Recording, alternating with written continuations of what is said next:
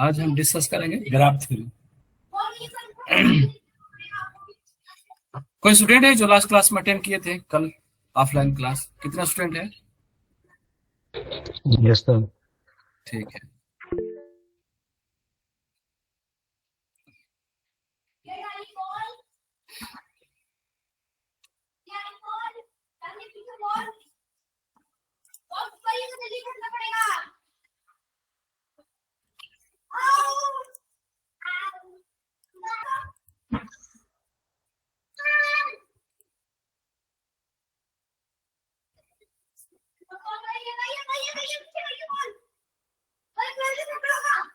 Shorting में अभी quick shot रह रहा है, हिप शॉट रह रहा है। मैं उसको ऑफलाइन मोड में पढ़ा दूंगा नेक्स्ट क्लास में। ठीक है, देखिए सब लोग नोटबुक लेकर बैठिएगा। एक लाइन का डिफिनेशन है, इसको लिख लीजिए ग्राफ का। देखिए सब लोग नोटबुक और पेन लेकर बैठे, इसके बाद मैं बताता हूँ। पहले एक लाइन का डिफिनेशन लिख लीजिए आप ग्राफ का।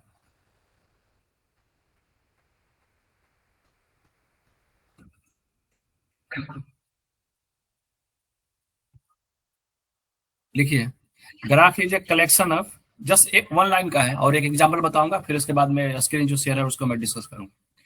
Graph is a collection of, graph is a collection of set of vertices and set of edge. Graph is a collection of set of vertex and set of edge. एक graph का definition है, ठीक है।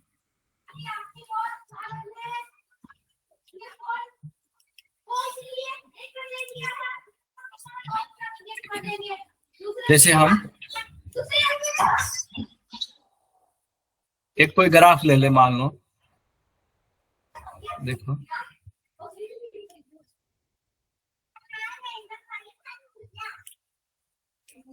एक graph है जिसके 4 vertex है। इसको हम नाम दे सकते हैं V1, V2, V3,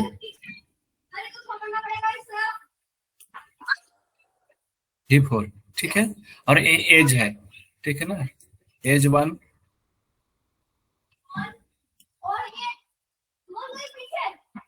एज 2, इस तरह एज 3, एज 4, ठीक है।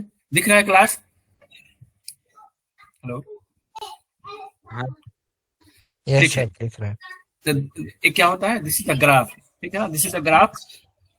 ग्राफ का डिफिनेशन क्या है? Collection of set of vertex and set of edge. तो यहाँ पर वर्टेक्स कौन कौन सा है? V1, V को हम रिप्रेजेंट करते हैं कैपिटल V से। इसके अंदर जो हमारा है वो क्या क्या है? हमारा है V1 है, कमा, V2 है, कमा, V3 है, कमा, V4 है। That is called vertex. And edge में कौन कौन सा है? उसी तरह आप फॉर एज ले सकते हो। तो ग्राफ क्या होता है? This is the collection of set of vertex and set of edge. Edge 1 हो गया, एज 2 हो गया, एज 3 हो गया, एज 4 हो गया। Okay class, this is the definition है। ये हमारा ग्राफ है, ठीक है ना। ये ग्राफ का हमारा एग्जांपल हो गया, अभी हमने डेफिनेशन बता दिया, ठीक है। चलिए इसको भी हम नोट कर लीजिए उसके डिफिनेशन के नीचे।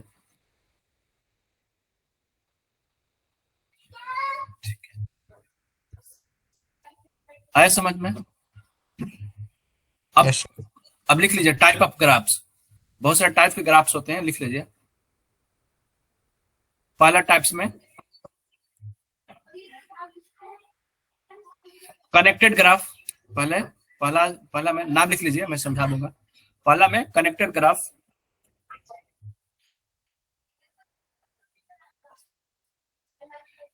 Second disconnected graph. पहला हो गया कनेक्टेड ग्राफ, दूसरा हो गया डिस्कनेक्टेड ग्राफ, ठीक है। दूसरा क्या हो गया? Disconnected graph. अब देखिए ये जो मैंने एग्जांपल दिया है 4 वर्टेक्स का और 4 एज का, ठीक है, ये क्या है? ये कनेक्टेड है। कनेक्टेड क्यों?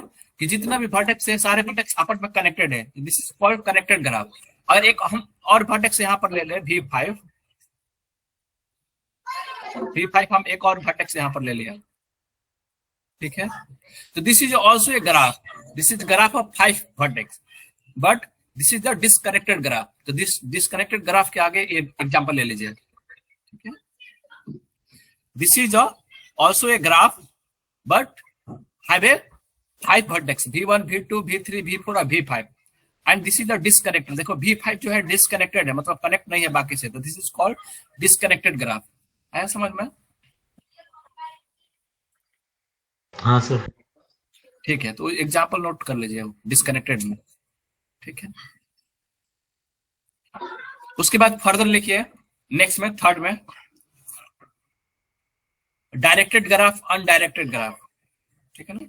Directed graph and undirected graph.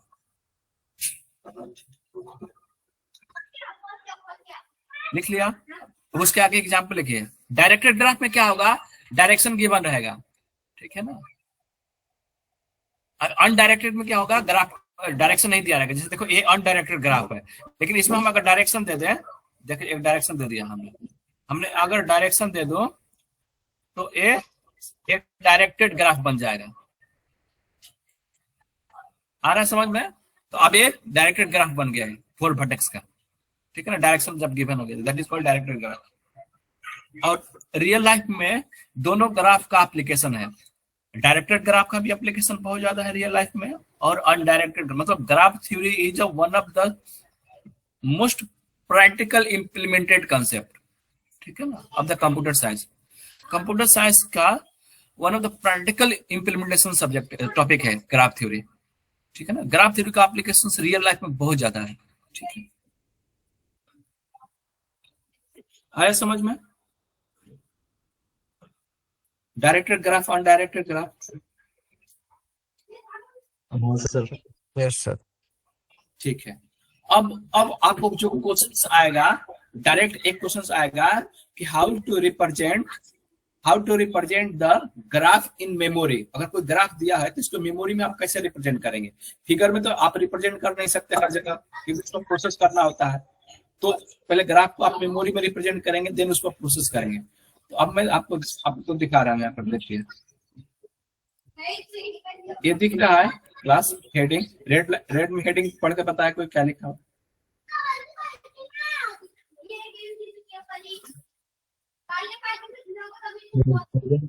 Graph in memory. हाँ, इसका सिग्निफिकेंस ये हुआ कि कोई अगर ग्राफ दिया हुआ है फिगर में, तो उसको मेमोरी में आप कैसे रिप्रेजेंट करेंगे। मेमोरी में रिप्रेजेंट करना इसलिए जरूरी है कि आप डायरेक्ट फिगर पर कोई भी ऑपरेशन नहीं कर सकते हैं, ठीक है ना। आपको उसको मेमोरी में स्टोर करना ही पड़ेगा। तो कोई ग्राफ को मेमोरी में कैसे स्टोर करेंगे, तो there is a two method to represent the graph in memory. ये क्वेश्चन आपको आएगा 3 मार्क्स का, डायरेक्ट क्वेश्चन आएगा, ठीक है ना, कि how to represent the graph in memory. तो 2 मेथड है उसके, एडजेसेंसी मैट्रिक्स मेथड है एंड एडजेसेंसी लिस्ट मेथड है, ठीक है ना। तो अब इसको लिखना नहीं, ये क्लास समझना है, ठीक है ना, समझना है। सर कुछ को एंड कर ले, वेट कर रहा हूँ। अच्छा ओके, मेरे में तो नहीं दिखा रहा है।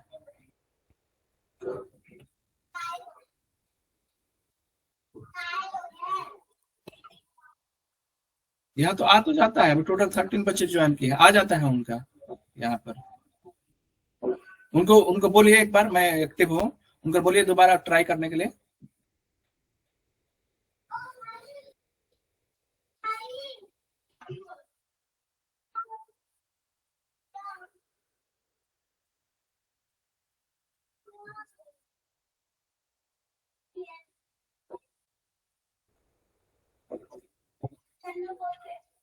कोई तो नहीं है यहाँ, रिक्वेस्ट आ जाता है मेरे ऊपर। चलो देखिए,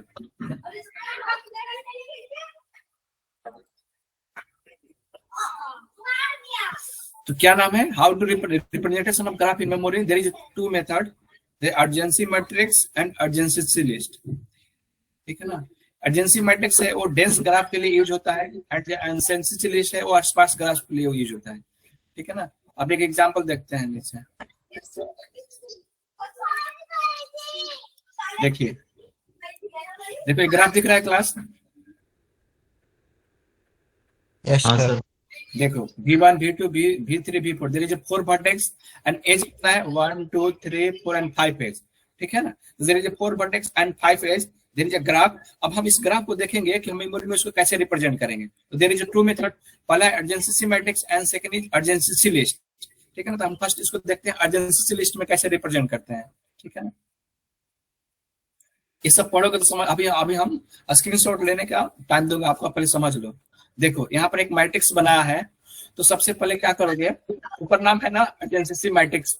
एडजेंसी मैट्रिक्स मतलब कि आप मैट्रिक्स के फॉर्म में ही रिप्रेजेंट कर सकते हो। तो देखो हमने क्या किया, कैसे आप बनाओगे, जैसे 4 वर्टेक्स है तो 4x4 का एक मैट्रिक्स बना लोगे। अगर 5 वर्टेक्स है तो 5x5 का मैट्रिक्स बनेगा। तो देखो there is 4 vertex, then we draw the matrix and 4x4. This is V1 V2 V3 V4 and V1 V2 V3 V4. This is the structure of matrix. Matrix हमेशा row and column के format में लिखा जाता है, ठीक है class.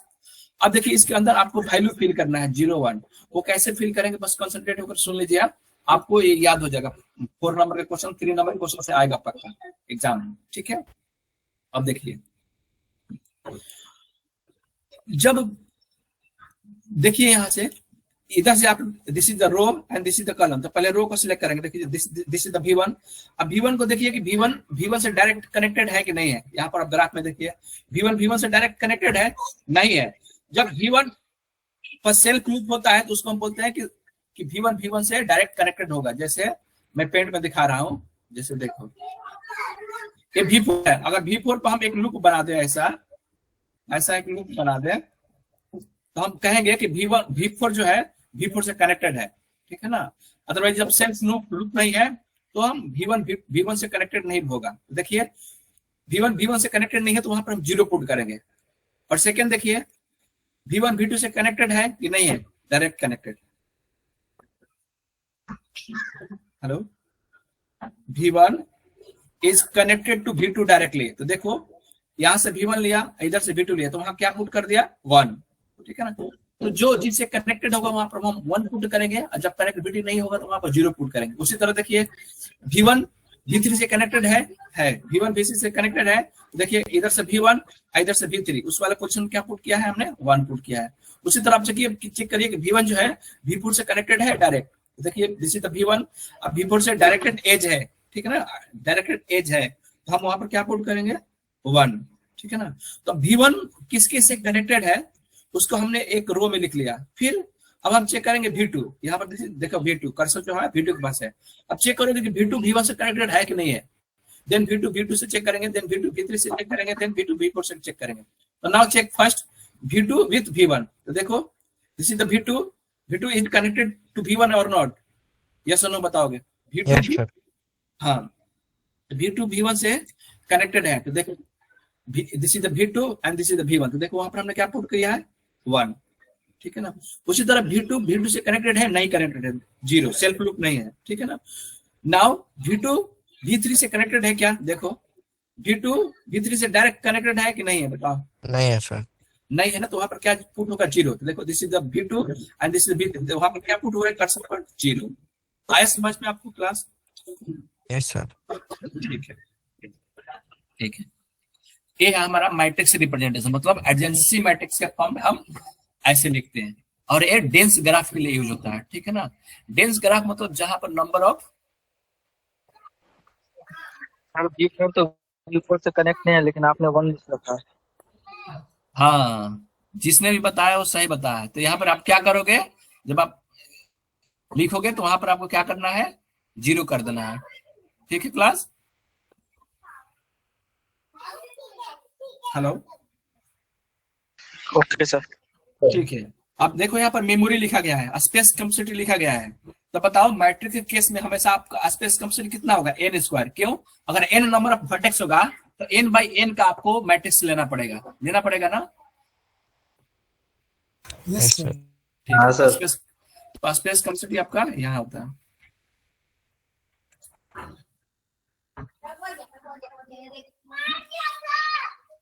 ये किसके लिए यूज होता है, डेंस ग्राफ के लिए। डेंस ग्राफ किसको बोलते हैं, when graph with will be dense the number of 1 will be more, ठीक है ना। डेंस ग्राफ नंबर ऑफ 1 ज्यादा होता है और आसपास ग्राफ में नंबर ऑफ 1 कम होता है, नंबर ऑफ 0 ज्यादा होता है, ठीक है ना। तो बेसिकली डेंस ग्राफ के लिए यूज होता है। अब देख लीजिए, अब ये तो था अर्जेंसी मैट्रिक्स, बिल्कुल इजी है, 3 मार्क्स आपको समझ लीजिए रिजर्व हो गया। और उसी तरह है अर्जेंसी लिस्ट। अर्जेंसी लिस्ट में कैसे रिप्रेजेंट करोगे, आप एक एरे ले लोगे जितना वर्टेक्स है, ठीक है ना, V1 V2 V3 V4, और चेक करोगे कि V1 से कौन कौन सा वर्टेक्स कनेक्टेड है। देखो ऊपर हम ग्राफ में चेक करो, V1 से कौन कौन सा कनेक्टेड है, V2 भी है, V4 भी है एंड V3 भी है ना V1 से।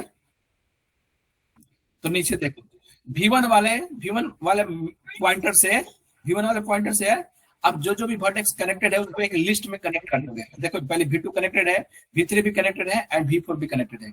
ये पता चल रहा है कि V1 से V3 V4 और V3 और V2, all 3 node are connected. ये हम लिस्ट के फॉर्म में रिप्रेजेंट करते हैं, ठीक है ना।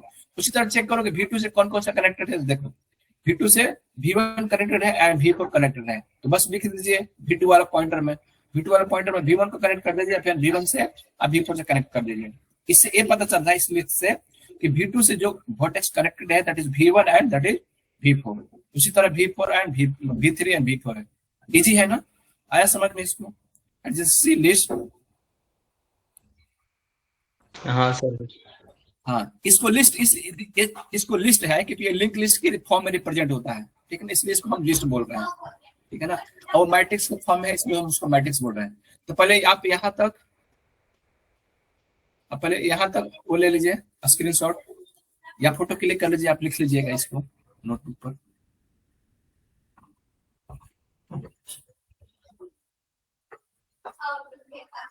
हो गया स्क्रीनशॉट? हाँ सर कर लिया। ठीक है, अब देखिए यहाँ से ये ले लीजिए। मैंने आपको एक एग्जांपल या तो ग्राफ दिया रहेगा क्वेश्चंस में, या थ्योरेटिकल पूछ देगा तो आपको अलग से ग्राफ देना होगा। क्वेश्चंस कैसे आएगा, या तो आपको ग्राफ दे दिया जाएगा, कहेगा कि represent this graph in urgency matrix form and adjacency list form, तो आपको करके दिखाना होगा वहां पर पेपर में। अदरवाइज कभी कभी थ्योरेटिकल पेपर दे दिया जाता है कि how to represent the graph in the memory, what is the approach, explain with example. आप दोनों का नाम लिखोगे और उसको 1-2 लाइन में एक्सप्लेन करोगे। एक्सप्लेन में क्या क्या लिखोगे, एक्सप्लेन में ये लिख दोगे कि पहला मेथड है अर्जेंसी मैट्रिक्स, ये किसके लिए यूज होता है, इसके अंदर क्या पॉइंट लिखोगे, डेंस ग्राफ के लिए यूज होता है, इसका स्पेस कंप्लीट कितना होता है, ऑर्डर n स्क्वायर होता है, ठीक है ना, और टाइम कंप्लीट भी उतना ही होता है v स्क्वायर। 3 पॉइंट इसमें हो जाएगा, उसी तरह 3 पॉइंट इसमें हो जाएगा। फिर एक आप एग्जांपल दे दोगे, फिर उसको अर्जेंसी मैट्रिक्स एडजेंसी लिस्ट में रिप्रेजेंट करोगे तो आपको 5 नंबर मिल जाएगा, 5 नंबर। ठीक है क्लास? Yes sir. चलो अब अभी तो आपने ग्राफ अपनी मेमोरी में रिप्रेजेंट किया। अब आता है एक्चुअल एप्लीकेशन कि कोई ग्राफ है उसको आप कैसे ट्रेवर्स करोगे। इसका मतलब ये हुआ कोई एक 10 सिटी में आपको जाना है और 10 सिटी को और उसके रूट को ग्राफ में रिप्रेजेंट किया गया है। जैसे मान लो इधर देखो, सपोज इतनी सारी सिटियां हैं और इस सिटी से दूसरी सिटी जाने का एक रूट है, तो ऐसा एक ग्राफ दिया हुआ है जैसे आप गूगल मैप में देखते हो। तो इसको आपको ट्रेवर्स करना है, सारे वर्टेक्स को आपको ट्रेवर्स करना है, तो आपको ऑर्डर बताना है कि किस ऑर्डर में आप ट्रेवर्स किए, उसको हम बोलते हैं ग्राफ ट्रेवर्सिंग एल्गोरिथम। ऊपर लिखा हुआ है ना, देखो पढ़े कोई क्या लिखा हुआ है,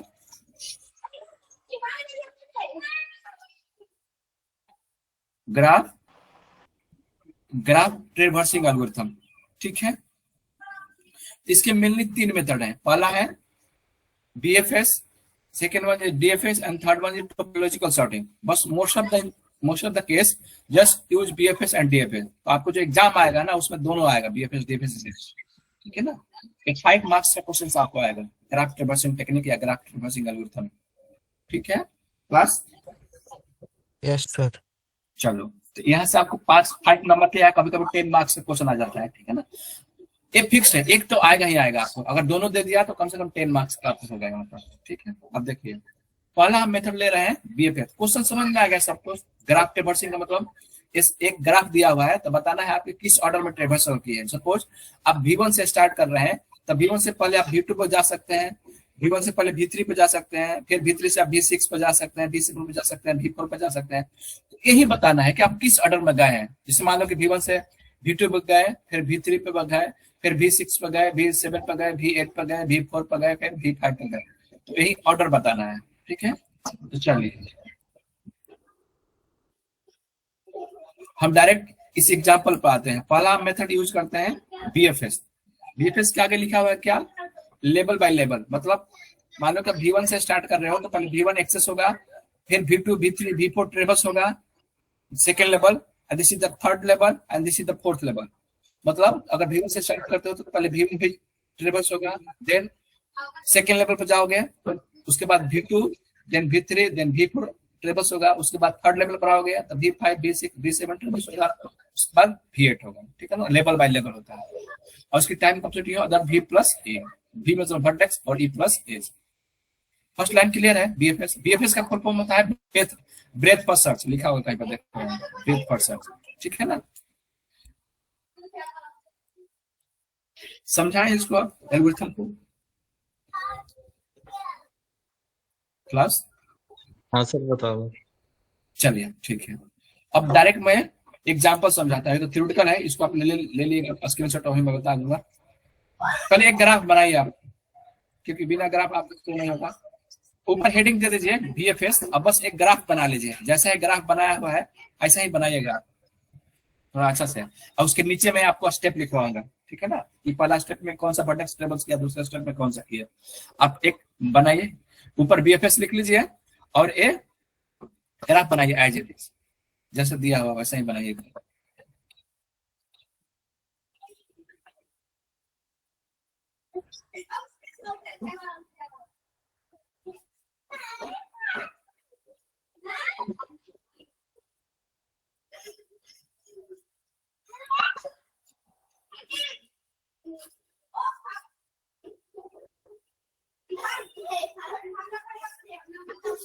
बन गया ग्राफ।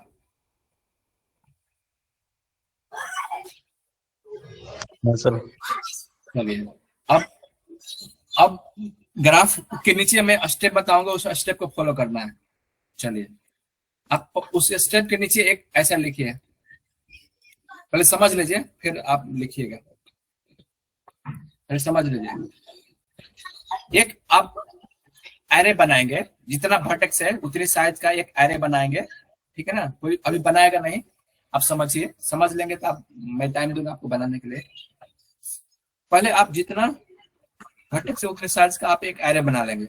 उस एरे में आप एफ एफ राइट करेंगे। एफ मतलब फॉल्स।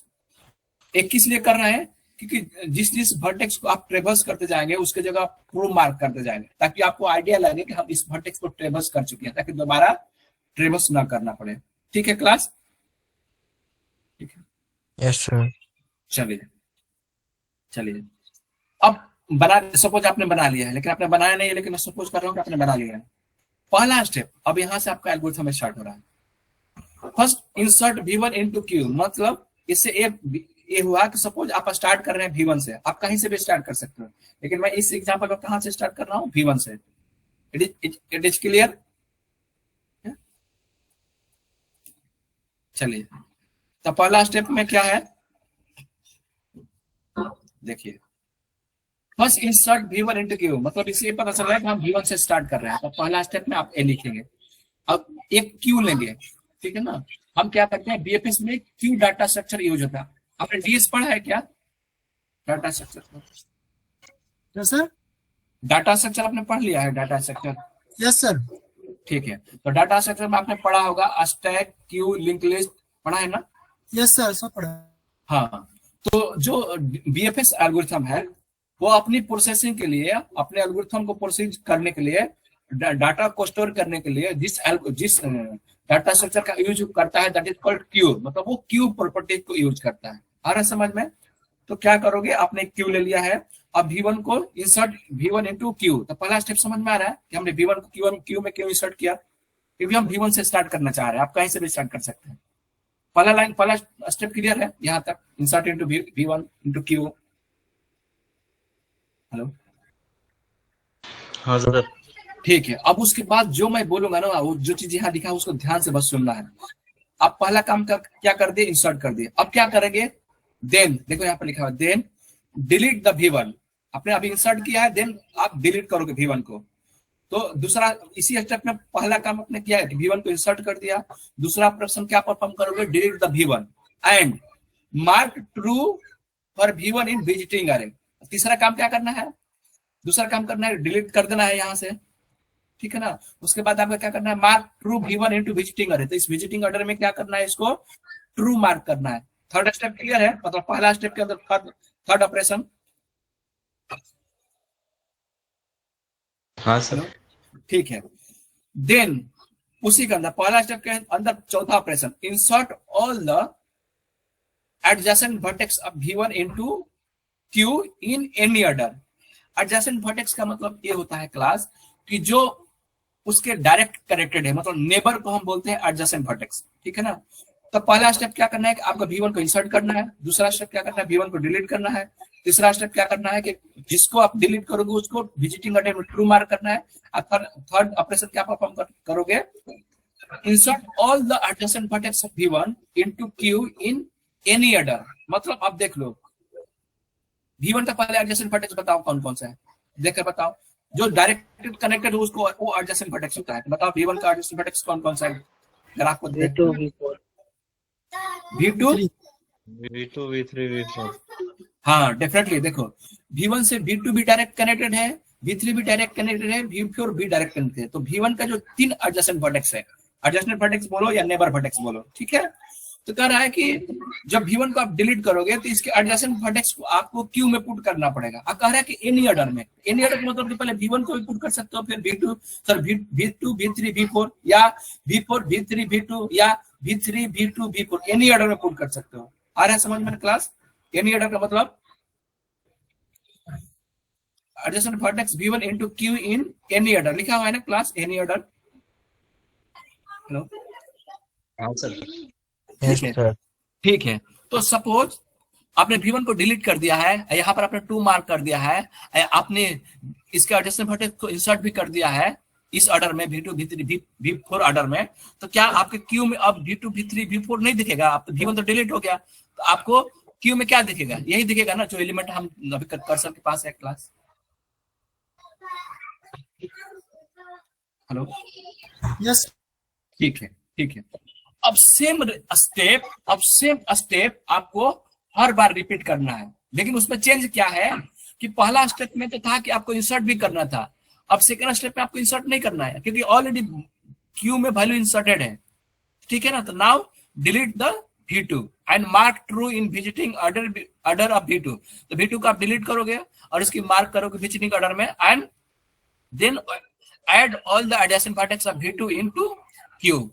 तो V2 को आप डिलीट करोगे और उसका मार्क करोगे ट्रू, एंड थर्ड ऑपरेशन क्या परफॉर्म करोगे, इसका भी जो एडजेसेंट वर्टेक्स होगा वो आप Q में ऐड करोगे। आ रहा है समझ में सेकंड स्टेप, किसी को सेकंड स्टेप पर डाउट है? सर इसमें डिस्प्ले भी तो करना होता ना, जो हम पहले डिलीट कर रहे हैं। डिस्प्ले नहीं करना है, इसी तो हम मार्क कर रहे हैं यहाँ पर कि हम तो विजिटिंग कर रहे हैं ना। तो जिसको आप डिलीट कर दिए हैं उसको आप विजिटिंग, उसको आप ट्रू मार्क कर दिए, इसलिए पता चल रहा है कि आपने इसको विजिट कर लिया है, ठीक है। Hello, okay sir. कहीं पर इसको स्टोर करके रख भी सकते हो, अदरवाइज 2-3 जगह मेंटेन करने की जरूरत नहीं। यहाँ पर हम नंबरिंग दे रहे हैं, देखो हमने इसको नंबरिंग कर दिया, V1 के आगे 1 और ट्रू भी मार्क कर दिया, V2 को भी ट्रू मार्क कर दिया, नंबरिंग कर दिया, तो हमको पता चल जाएगा कि हम किस ऑर्डर में हम वर्टेक्स को ट्रेवर्स किए हैं। वो ऑर्डरिंग ही तो बताना है, ट्रेवर्सिंग ऑर्डर। आ रहा है समझ में? सर समझ। तो डिलीशन का मतलब ये हुआ कि हम उसको विजिट कर लिए हैं, ठीक है ना। अब देखो, तो सेकंड स्टेप भी समझ में आ गया। तो V2 का कोई बताएगा कि हमारा V2 ही क्यों डिलीट हुआ, V3 को डिलीट कर सकते हैं कि नहीं कर सकते हैं, यहाँ पर बताओ। सर क्यू में क्योंकि वो फर्स्ट है तो फर्स्ट इन फर्स्ट आउट हो। हाँ, क्यू की प्रॉपर्टी ये कहता है कि फर्स्ट इन फर्स्ट आउट, मतलब कि जो फर्स्ट है वही डिलीट होगा, ठीक है ना। तो आप बीच में से किसी एलिमेंट को डिलीट नहीं कर सकते, तो सिर्फ V2 ही डिलीट होगा, फिर V3 होगा, फिर V4 होगा, ठीक है। अब देखो डिलीटन तक समझ में आ गया। अब V2 का एडजेसेंट वर्टेक्स कौन कौन सा है, V5 और V1। अब ग्राफ में देखो V2 का एडजेसेंट वर्टेक्स देखो कौन कौन सा है, बताओ। देखो V2 का एडजेसेंट वर्टेक्स कौन कौन सा है, बताओ। सर V5 V1 भी तो है, V1 तो हो चुका ना? नहीं नहीं, हो तो चुका है, अलग बात है, लेकिन एडजेसेंट तो है ना। Yes sir. हाँ, तो वही चीज एडजेसेंट V1 V5 है। अब देखो क्या करेंगे, एडजेसेंट तो आपको दोनों लिखना पड़ेगा। तो देखो क्या है, V2 का एडजेसेंट पड़ेगा कौन कौन सा, V5 और V1 है। क्योंकि V1 ऑलरेडी विजिटेड, तो आप V1 विजिट हो चुका है, इसलिए आप दोबारा उसको इंसर्ट नहीं करेंगे। तो सिर्फ क्या इंसर्ट होगा, V5। तो देखो V2 जब डिलीट कर दोगे तो क्या बच जाएगा, V3 V4, और उसका जो एडजेसेंट V5 ऐड कर दोगे तो तुम्हारा फाइनल की ए बन जाएगा सेकंड स्टेप के बाद, V3 V4 V5। दिख रहा है क्लास सेकंड स्टेप के बाद? Yes sir. आ रहा है समझ में? अब आपको ये नहीं लग रहा है कि आपको फर्स्ट स्टेप ही रिपीट हो रहा है, बार बार एक ही काम हो रहा है? भाई हमको अब डिलीट करना है और उसके यहाँ पर ट्रू मार्क करना है और इसकी एडजेसेंट वर्टेक्स है उसको इसमें ऐड कर देना है। आ रहा है समझ में? Yes sir. हाँ सर। ठीक है, तो अब इसका आप क्या करिए, स्क्रीनशॉट ले लीजिए। आप फर्दर स्टेप आज आप कंप्लीट करके लाइएगा। उसमें ऑफलाइन एग्जाम होगा ना, सॉरी ऑफलाइन क्लासेस होगा ना, तो वहां पर आप बना कर लाइएगा। ठीक है ना? आप किसी का डाउट होगा तो आप आगे किसी स्टेप में कोई प्रॉब्लम आएगा तो वहां पर पूछ लीजिएगा। ठीक है, चलिए पहले आप यहाँ तक स्टेप वो ले लीजिए, स्क्रीनशॉट या लिख लीजिए, आप फोटो। अच्छा ओके,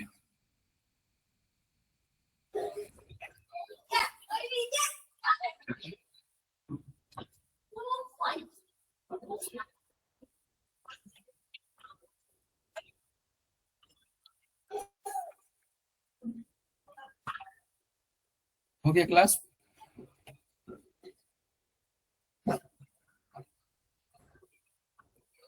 अब कहीं इंटरव्यू वगैरह में चाहे कॉम्पिटिटिव एग्जाम में पूछा जाएगा which of the following data structure used by BFS algorithm, तो क्या लिखोगे?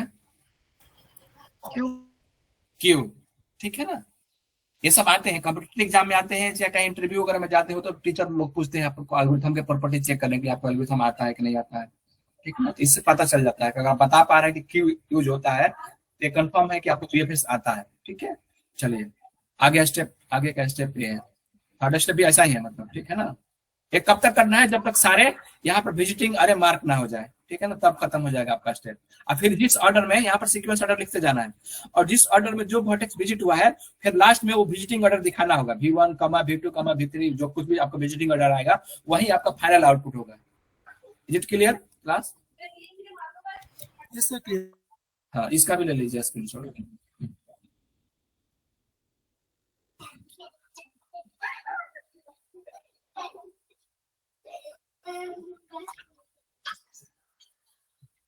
चलिए नेक्स्ट डिस्कस करें डीएफएस।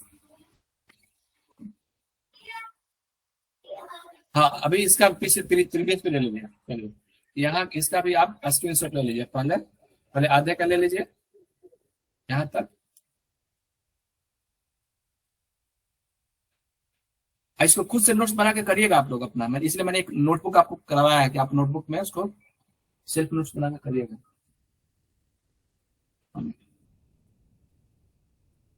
हो गया? ये उसका एक्चुअल एल्गोरिथम है। ठीक है ना? जो हमने उधर स्टेप फॉलो किया है वो स्टेप यहाँ पर लिखा हुआ है, तो this is called algorithm.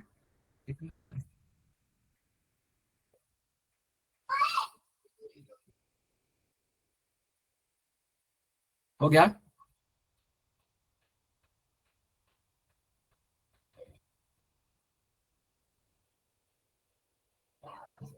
Hello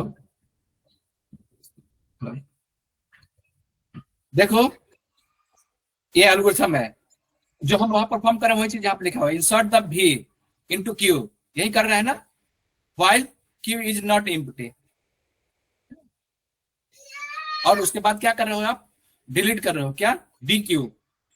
ठीक है ना? आप डिलीट कर रहे हो, आप क्या कर रहे हो, आप विजिट टू ट्रू, फिर आप डिलीट करके क्या मार्क कर रहे हो, ट्रू मार्क कर रहे हो for all the vertex W adjacent to the U। ठीक है ना? adjacent, if the visit W is equal to false then in Q। अब वहां पर चेक करोगे, अगर विजिटेड नहीं है, विजिटेड फॉल्स है तो उसको क्या करोगे, आप इंसर्ट करोगे। लेकिन अब विजिटेड हो गया है तो आपको उसको इंसर्ट नहीं करना, वही हम चेक कर रहे हैं। यहाँ पर दिख रहा है, अगर फॉल्स है विजिटिंग जिसको आप इंसर्ट कर रहे हो, अभी 5 और 1 के केस में आया था ना, तो 5 तो ऑलरेडी विजिटेड हो चुका है, तो वहां पर क्या दिखाएगा, ट्रू दिखाएगा, तो उसको नहीं इंसर्ट करना है। लेकिन 5 के केस में क्या दिखाएगा, वो फॉल्स दिखाएगा, तो उसको हमको इंसर्ट कर देना है, किसमें, क्यू में। आ रहा है समझ में? चलिए अब डीएफएस मैं शॉर्टकट में समझा रहा हूं आपको फिर से डीएफएस। अब एक ग्राफ ऊपर डीएफएस लिख दीजिए, ऊपर डीएफएस लिख लीजिए नोटबुक में, और एक ग्राफ बनाइए, ये वाला जो ग्राफ मैंने बनाया हुआ है, ठीक है। ये जो काटा हुआ है ये एज नहीं है, तो ध्यान से बनाइएगा, ठीक है ना। ग्राफ ये डायरेक्टेड ग्राफ नहीं है, ये अनडायरेक्टेड है, डायरेक्शन दिखा रहा है लेकिन वो आप डायरेक्शन मत दीजिएगा। इसको ग्राफ को बनाइए पहले आप।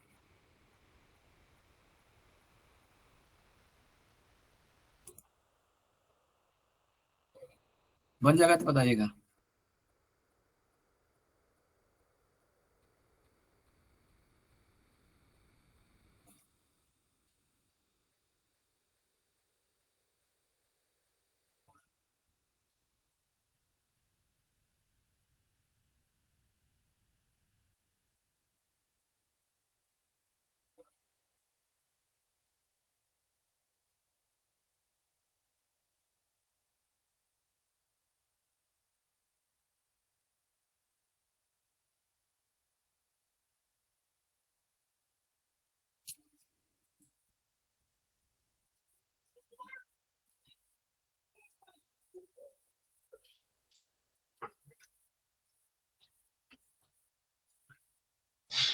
बन गया, हाँ ठीक है। अब इसको ध्यान से समझिएगा, पहले समझ लीजिए, आपको समझ में आ जाएगा। इसके अंदर हम दो कंसेप्ट यूज करते हैं, that is discovery time and finishing time. तो हम जहां से भी स्टार्ट करेंगे, जिस जिस ऑर्डर में ट्रेवर्स करेंगे, उसको हम एक नंबर देते जाएंगे, उसको हम बोलेंगे डिस्कवरी टाइम। देन फिर वहां से लास्ट हो जाने के बाद फिर हम रिटर्न करके आएंगे रिवर्स में, फिर स्टार्टिंग नोट पर, तो उसको हम फिनिशिंग टाइम बोलेंगे। तो बस मैं जो कर रहा हूँ उसको ध्यान से सुनिए क्लास। हर नोट में देखो दो वैल्यू दिया हुआ है स्लैश करके। तो फर्स्ट जो वैल्यू है that is represent the discovery time and the second value represent the finishing time. Her note पर दो वैल्यू आपको दिखेगा क्रॉस करके, दिख रहा है ना क्लास। अब उसको आपको देखना है, फिर अपने नोटबुक पर उसको लिखिएगा क्या मतलब हुआ। देखिए हम V1 से स्टार्ट करने जा रहे हैं।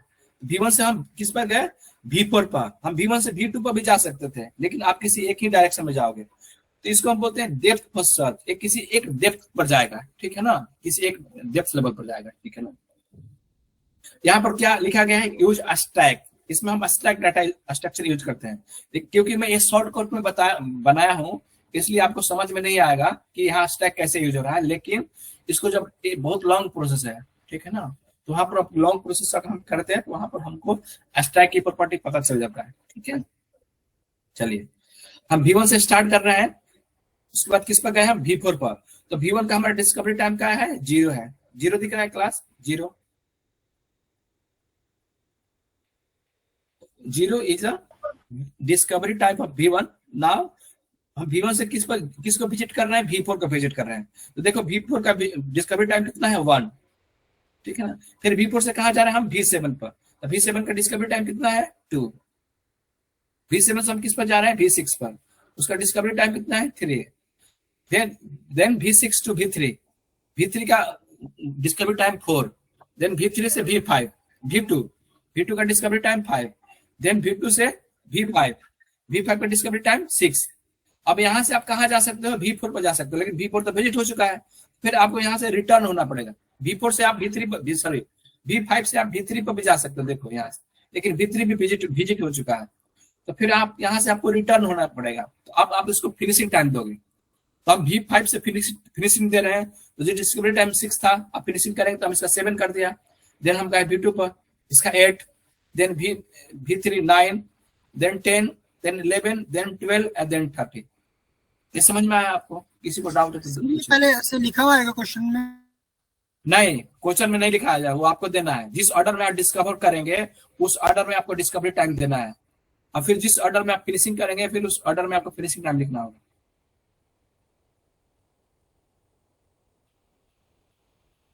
ओके, इस तरह का डायरेक्शन इससे अलग होती है तो किसी भी डायरेक्शन में, जिस भी डायरेक्शन में जाओगे, तो किसी एक भटक से जब दूसरे भटक से जाओगे तो उसका डिस्कवरी टाइम दोगे ना। यहाँ पर V4 का डिस्कवरी टाइम 1 क्यों दिया गया है, क्योंकि V1 के बाद V4 हम एक्सेस कर रहे हैं। V1 तो हम 0 लेकर चल रहे हैं, तो पहला वर्टेक्स हमारा V4 हुआ। अगर V1 से आप V2 पर जाते हैं तो V2 का डिस्कवरी टाइम कितना होता? 2 होता, 1 होता, सॉरी। ठीक है, ओके सर। ठीक है।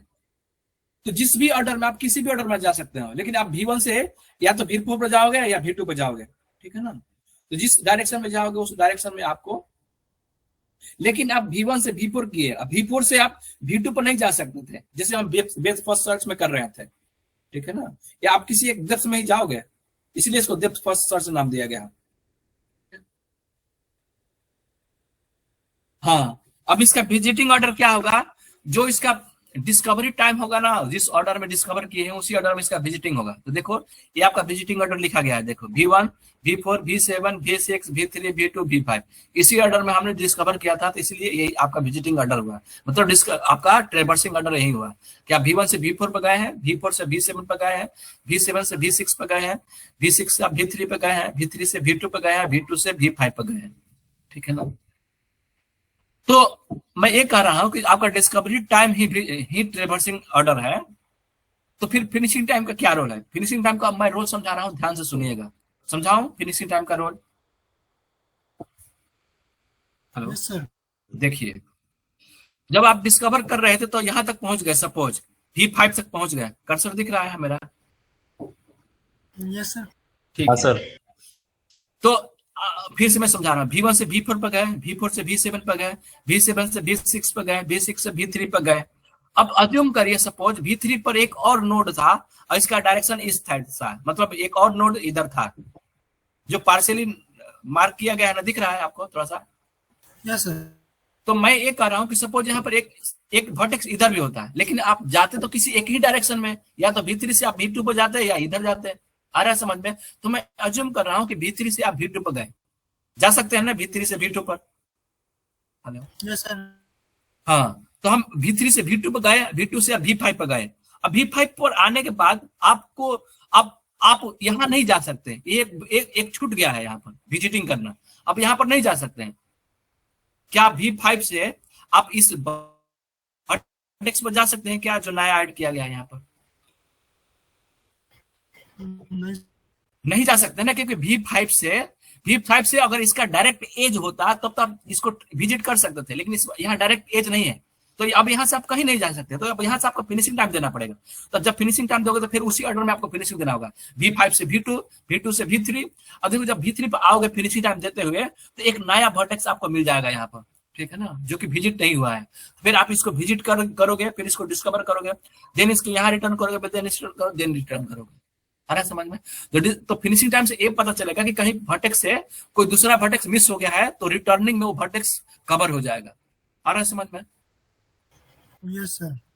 हाँ, तो इसीलिए फिनिशिंग टाइम दिया गया है। इसको खुद से एक बार और करने की कोशिश करिएगा, अगर नहीं समझ में आता है तो मैं इसका जो लॉन्ग प्रोसेस है, जो ऑफलाइन क्लास नेक्स्ट क्लास होगा उसमें मैं समझा सकता हूँ, ये कर सकता हूँ। जो लॉन्ग प्रोसेस है, लॉन्ग प्रोसेस ऑनलाइन समझाना मुश्किल है क्योंकि बहुत सारा स्टेप है उसमें। ऑफलाइन तो मैं इजीली समझा दूंगा क्योंकि वहां पर लिखने का ऑप्शन होता है ना, बोर्ड होता है, सामने आप लोग होते हैं। ओके क्लास, तो इसका स्क्रीनशॉट ले लो। हेलो,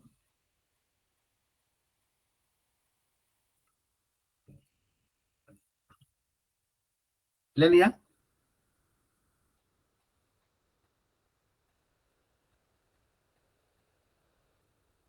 हाँ सर। चलो, आज हमने क्या सीखा? पहले कि ग्राफ को मेमोरी में कैसे रिप्रेजेंट करेंगे, तो there is a two method. Then आप ग्राफ को ट्रेवर्स कैसे करेंगे, तो there is a two method, DFS BFS. अब आपको मिनिमम कॉस्ट स्पैनिंग ट्री निकालना है, मिनिमम कॉस्ट में आपको ट्रेवर्स करना है। तो अब किसी ग्राफ का को ट्रेवर्स करना है और मिनिमम कॉस्ट में करना है, तो वहां पर क्या दिया रहेगा? आपको कॉस्ट दिया रहेगा, इस एज का कॉस्ट दिया रहेगा, और सारे वर्टेक्स को आपको ट्रेवर्स करना है लेकिन मिनिमम कॉस्ट में करना है। तो उसके लिए दो एल्गोरिथम है, क्रुस्कर एंड प्रिंस, ठीक है ना। अभी उस पर आते हैं, ये है, दिख रहा है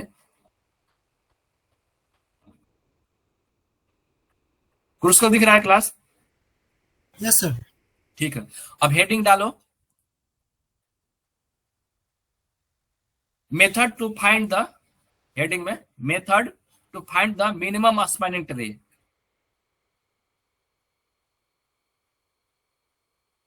मिनिमम स्पैनिंग ट्री, या मिनिमम कॉस्ट स्पैनिंग ट्री भी कहते हैं इसको, ठीक है ना। Method to find the minimum cost spanning tree, heading में लिखो method to find the minimum cost spanning tree. उसमें पहला मेथड में लिखो क्रूस्कल एल्गोरिथम, ठीक है ना, और दूसरा में लिखो प्रिम्स एल्गोरिथम। दो मेथड है, minimum cost spanning tree find करने का दो मेथड है। यहां से भी आपको 10 मार्क्स का क्वेश्चन आएगा, कोई एक जरूर आएगा, फिक्स है, या तो क्रूस्कल आएगा नहीं तो प्रिम्स आएगा, ठीक है। कभी कभी दोनों पूछ देता है, तो दोनों पूछेगा तो 10 मार्क्स में पूछेगा, कोई एक पूछेगा तो मिनिमम 5 मार्क्स का तो पूछेगा ही पूछेगा, ठीक है ना। कौन कौन से मेथड आपने लिखा, क्रूस्कल एल्गोरिथम और सेकेंड वन प्रिम्स एल्गोरिथम, लिख लिया। चलिए अब हम पहले क्रूस्कल एल्गोरिथम से minimum cost spanning tree find करने जा रहे हैं। मतलब एक ग्राफ रहेगा, आपको देखो इस ग्राफ को पहले बनाओ। अभी जो हेडिंग लिखा है उस हेडिंग के नीचे क्रूस्कल एल्गोरिथम हेडिंग डाल दो। अब हम पहले क्रूस्कल डिस्कस करेंगे, तो क्रूस्कल हेडिंग डाल लो और उसके नीचे एक ग्राफ बनाओ। अब देखो ग्राफ तो बनाया है, उसके साथ हमारा एज का कॉस्ट भी दिया गया है, ठीक है ना। तो आपको सारे वर्टेक्स को ट्रेवर्स करना है एक बार, और मिनिमम से मिनिमम कॉस्ट में करना है। तो जिस रूट का मिनिमम कॉस्ट होगा उसी रूट से हम उसको जाएंगे। आ रहा है समझ में क्वेश्चन? Yes sir. हाँ, तो हेडिंग में डाल दो क्रूस्कल एल्गोरिथम और उसके नीचे एक डायग्राम अच्छा से बनाओ और उसका कॉस्ट भी ध्यान से लिखना। अगर कॉस्ट इधर उधर लिख दिया तो आपका आंसर है गलत आएगा।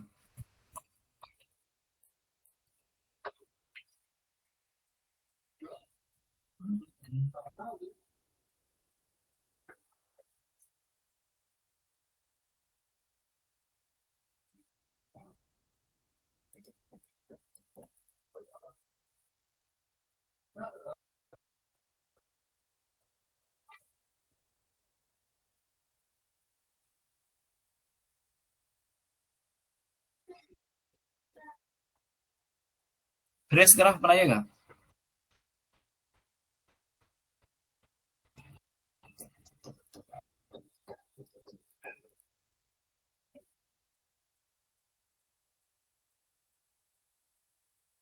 Done sir. बन गया, ठीक है। अब आप मैं जो बता रहा हूं उसको ध्यान से सुनिएगा क्लास। एक ही स्टेप है, उसी को रिपीट करना है।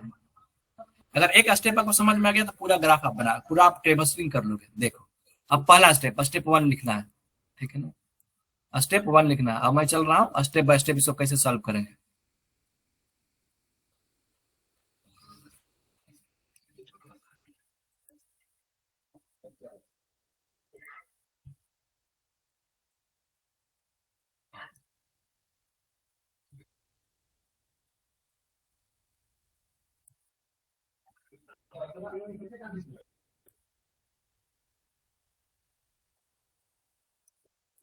पहला स्टेप 1 लिखिए, select the minimum age vertex. पहला स्टेप में स्टेप 1 लिख लीजिए, उसके अंदर लिखिए सिलेक्ट द मिनिमम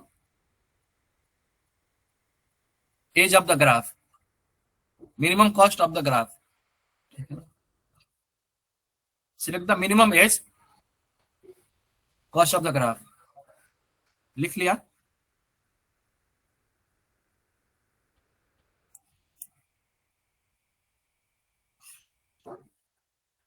हाँ सर।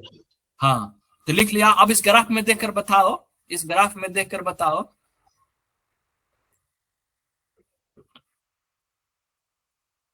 कि मिनिमम एज कॉस्ट किसका है, किस एज का मिनिमम कॉस्ट है सबसे।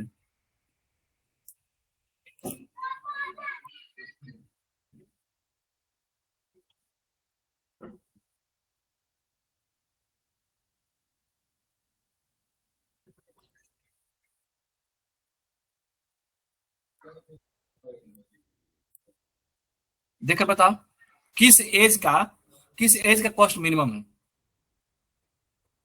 ग्राफ में देखकर बताओ। 1:2G। हाँ, एच और जी का कॉस्ट मिनिमम है। तो क्रूस्कल एल्गोरिथम यही कहता है कि भाई जिसका मिनिमम कॉस्ट है ना, जिस एज का, उसको हम पहले विजिट करेंगे, हम उसको पहले ट्रेवर्स करेंगे, ठीक है ना। क्योंकि आपको मिनिमम कॉस्ट में ट्रेवर्स करना है। तो जो स्टेप लिखे है उस स्टेप के नीचे, उसी स्टेप के नीचे ये ड्रॉ कर दीजिए, क्या एच टू जी है ना? जी। हाँ, ऐसा ड्रॉ कर दीजिए। अब वहां पर लिख दीजिए फर्स्ट वन, ठीक है ना? और फिर अब स्टेप टू पर चले जाइए, स्टेप टू पर चले जाइए।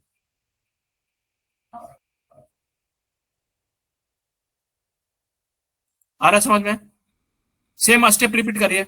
लिखिए सेकंड स्टेप में, select next minimum age of the graph.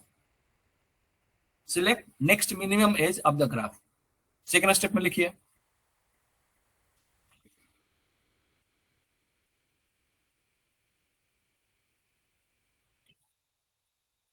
लिख लिया? अब इसमें select next minimum of the graph. अब उसके नीचे जैसे जैसे इसमें अभी नीचे आपने एच और जी जिसको फाइंड किया था उसको लिख दिया था। अब नेक्स्ट मिनिमम कौन है ग्राफ को देखकर बताओ, नेक्स्ट मिनिमम कॉस्ट कितना है ग्राफ का और किस एज का है? G2F है पर जॉइंट कनेक्टेड होना चाहिए वो। नहीं, कोई जरूरी नहीं है, वहां लिखा नहीं है मैंने, मतलब बस ग्राफ का पूछ रहा है, कहीं भी ग्राफ का। G2F। नहीं, टू है ना, अब देखो PID। टू, टू है ना मिनिमम कॉस्ट, वन के बाद मिनिमम कॉस्ट कितना है? टू है ना ग्राफ का। Yes। तो देखो टू दो जगह है। हाँ सर, आई टू कौन सी। कौन? एक तो है आई टू सी, देखो मेरा कर्सर, एक तो है आई टू सी और दूसरा है जी टू एफ। लेकिन अब इन दोनों में चॉइस है, आप दोनों में से किसी को ले सकते हैं। आ रहा है ना समझ में class? Yes sir. Next minimum दो है, तो दो दो जगह है, एक जी टू एफ के साथ है और एक आई टू सी के साथ है, तो कोई भी आप ले सकते हैं, आपके पास फ्रीडम है, ठीक है ना? तो सपोज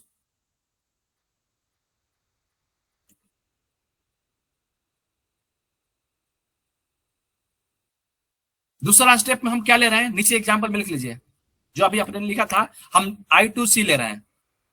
तो आप नीचे उस सेकंड स्टेप में क्या लिखोगे, आई टू सी, और उससे कॉस्ट कितना दिखाओगे, टू। आया समझ में? Yes sir. लिख लो जैसे हमने अभी किया है। तो इसमें सेकंड स्टेप में क्या करोगे, आई टू सी लिखने के बाद कितना है, टू। अब थर्ड स्टेप में same step, the next min select, लिखो लिखो, select next min of the graph. Third step में same step, select next min of the graph. अब बताओ नेक्स्ट मीन क्या है, टू ही है अभी भी।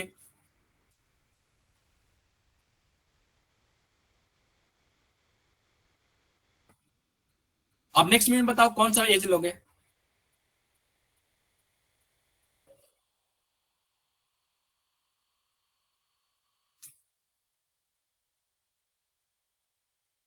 C2F4। कितना? C2F4। सी टू एफ नहीं, अभी तो टू बाकी है, जी टू एफ का टू ही है ना। Yes sir. फिर वो गलत है स्टेप, सी टू एफ नहीं ले सकते अभी, क्योंकि अभी तो टू मिनिमम बाकी है, अभी टू है ना जी टू एस का, एफ का, यस सर, यस सर, समझ गया। ठीक है ना? थर्ड स्टेप में इसको लिखो जी टू एफ।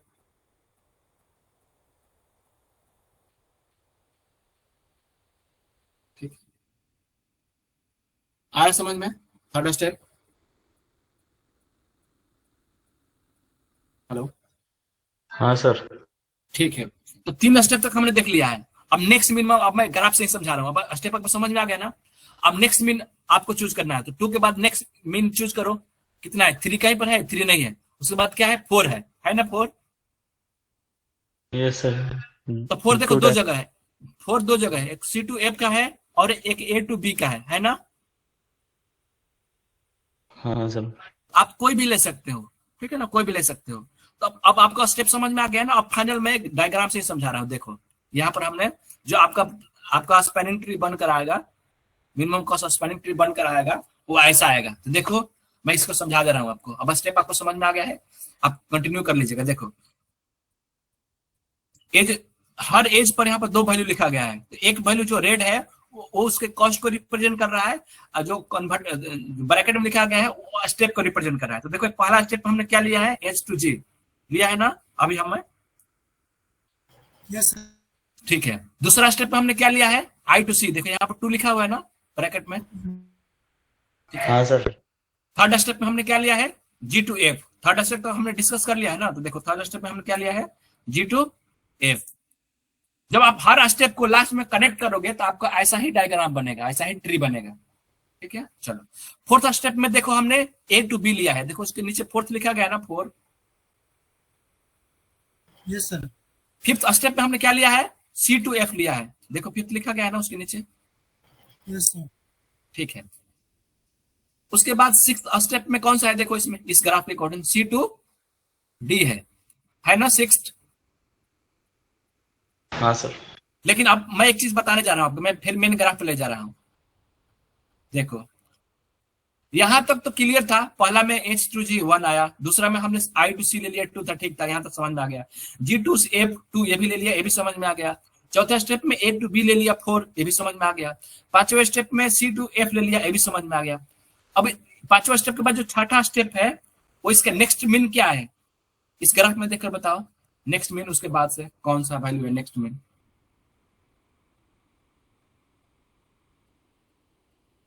आई टू जी। 7। हाँ नहीं, I2G आई नहीं, आई टू जी 6 है ना, 7 से छोटा है ना 6। Hello, yes sir. हाँ, तो इसको मैं यहां पर इसलिए आपको ला रहा हूं, देखो अगर एल्गोरिथम के प्रॉपर्टी के हिसाब से देखा जाए तो इसके बाद हमको कौन सा सिलेक्ट करना चाहिए था, आई टू जी सिलेक्ट करना चाहिए था ना हाँ नेक्स्ट सर। मिनिमम। लेकिन हम इसको नहीं किए हैं और नहीं करेंगे। इसके पीछे क्या लॉजिक है, ध्यान से देखो। हम किसका बात कर रहे हैं, ट्री का। तो ट्री में क्या होता है ना, साइकिल नहीं होता है, ठीक है ना। तो आपके ग्राफ में साइकिल नहीं बनना चाहिए, ठीक है ना। तो देखो अगर हम इसको बना देते हैं, अगर आई टू जी कनेक्ट कर देते हैं तो देखो एक साइकिल बन जाएगा, क्या, G to F, F to C, C to I, I to G, एक साइकिल बन जाएगा ना। क्योंकि हमने इस एफ को भी ले लिया है, इसको भी ले लिया है, इसको भी ले लिया है। अगर इसको भी ले लेता हूं तो यहाँ पर एक साइकिल बनेगा कि नहीं बनेगा, ध्यान से देखो। हाँ सर। बनेगा ना। तो सर। साइकिल नहीं बनना चाहिए। और क्यों नहीं बनना चाहिए, उसका क्या लॉजिक है, ध्यान से देखो। क्यों नहीं बनना चाहिए, क्यों हम हटा रहे हैं साइकिल को, क्यों, देखो ये बताओ। आपने पहला स्टेप में एच टू जी ट्रेवर्स कर लिया है, तो ए वाला रूट आपने ट्रेवर्स कर लिया है ना, ये वाला रूट। हाँ सर। दूसरा स्टेप में आपने आई टू सी ट्रेवर्स किया, तो मान लो कि ए वाला रूट आपने ट्रेवर्स कर लिया है। थर्ड स्टेप में आपने जी टू एफ ट्रेवर्स किया है। अब फोर्थ स्टेप में आपने एफ से सी ट्रेवर्स किया है। तो बताओ, आपने एच भी ट्रेवर्स कर लिया है, जी भी ट्रेवर्स कर लिया है, एफ भी ट्रेवर्स कर लिया है, सी भी ट्रेवर्स कर लिया है और आई भी ट्रेवर्स कर लिया है। तो जब आपने आई और जी दोनों एक बार ट्रेवर्स कर ही लिए हो, तो हम इसको दोबारा क्यों इसको ट्रेवर्स करें, इसका कॉस्ट क्यों बढ़ाएं? लूप बनने का मतलब ये हुआ कि आप उस नोड पर 2 बार जा रहे हो। एक बार आप इधर से गए हो, फिर आप उधर से उस नोड पर आ रहे हो। मान लो कि एक बार H G, suppose H G F C I, ठीक है ना। तो आई भी ट्रेवर्स हुआ है, जी भी ट्रेवर्स हुआ है। अब आई से जी पर जाने का मतलब क्या हुआ, कि जी 2 बार ट्रेवर्स होगा, या जी से आई पर जाने का मतलब क्या होगा कि आई 2 बार ट्रेवर्स हुआ, एक इधर से ट्रेवर्स हो रहा है, एक उधर से ट्रेवर्स हो रहा है। यही हुआ ना। हेलो, हाँ यस सर। सर।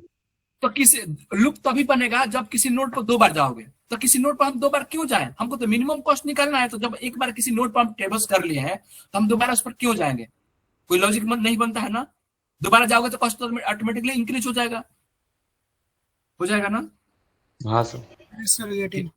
ठीक है, तो इसलिए यहाँ पर लूप बन रहा था, तो लूप नहीं बनना चाहिए। लूप क्यों नहीं बनना, उसके पीछे क्या लॉजिक है वो मैंने अभी समझाया कि भाई लूप बनने का मतलब ये हुआ कि आप किसी वर्टेक्स पर 2 बार जा रहे हो, किसी एक दूसरे रूट से, किसी बार दूसरे रूट से, ठीक है। तो जब किसी नोड पर 2 बार जाओगे तो ऑटोमेटिकली कॉस्ट बढ़ जाएगा। भाई एक ही बार तो जाना है, ठीक है ना। 2 बार जाओगे तो क्योंकि आपको मिनिमम कॉस्ट में सब ट्रेवर्स करना है, ठीक है ना। कभी कभी क्या होता है, आप रियल लाइफ में लोग घूम किसी कहीं पर पाथ भूल जाते हैं रास्ता, तो घूमकर एक ही जगह आ जाते हैं, होता है ना ऐसा। Yes sir. हाँ तो उस केस में क्या होगा, बाय डिफॉल्ट उनका टाइम भी ज्यादा लगेगा, पेट्रोल भी ज्यादा लग जाएगा, ठीक है ना। आ रहा है समझ में। तो जब आप कोई नोड का कॉस्ट सिलेक्ट करेंगे तो हाँ ये भी चेक करना पड़ेगा कि कहीं इससे लूप तो नहीं बन रहा है। अगर लूप बन रहा है तो आप उसको डिस्कनेक्ट करेंगे, अगर लूप नहीं बन रहा है तो उसको ऐड करेंगे। आ रहा है समझ में। Yes sir. इसलिए नेक्स्ट स्टेप में हम 6 के बाद क्या है, 7, हम 7 लिए हैं। उसके बाद 7 के बाद आपका क्या है, 8 है, तो कहीं 8 लिए होंगे। तो ये आपका फाइनल ग्राफ है, ये आपका फाइनल स्टेप है, ठीक है ना। लास्ट में हम किसको लिए हैं, 9 को लिए हैं, ठीक है ना। तो ये आपका फाइनल बनकर आएगा स्टेप, ठीक है ना। तो पहले आप इसको समझ में आया ना क्लास। तो पहले आप इसका ये एल्गोरिथम है जो हमने स्टेप फॉलो किया, वो एल्गोरिथम में लिखा हुआ। तो पहले इसको आप स्क्रीनशॉट ले लो, फिर आप उस फाइनल डायग्राम को ले लीजिएगा। पहले इसका ले लो, ठीक है।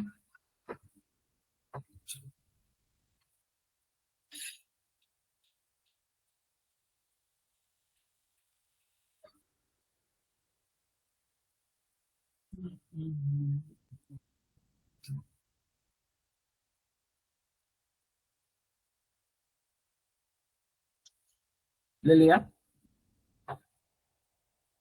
हाँ सर। अब ध्यान से देखो, आज लोग गूगल मैप लगा के चलते हैं ना, गूगल मैप, यस सर।